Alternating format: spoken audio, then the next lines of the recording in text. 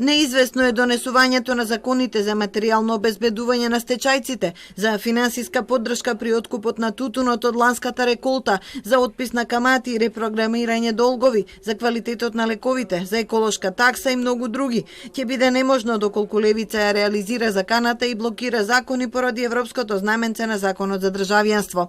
Од СДСМ велат дека двајцата пратеници од левица наместо блокада треба да ги подобруваат предложените закони во собраниските комисии.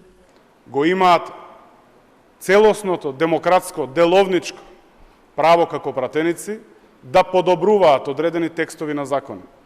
Наместо тоа, двајцата пратеници решиле да блокираат. Тие заедно со ВМРО-ДПМН блокираат се. Тоа ми приличи на политичари од некои поранешни векови, не на модерни политичари.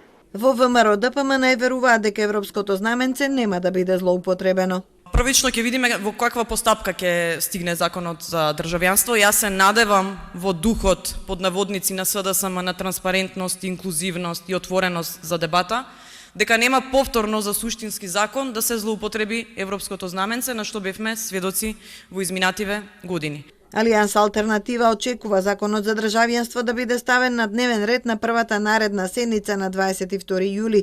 Додека во собранието се одвива расправата за буџетот, би можела да заврши тридневната расправа за овој закон во Комисијата за европски прашања. Се надеваат дека државјанството ќе биде завршено пред илинденските празници, кога почнува и годишниот одмор на пратениците.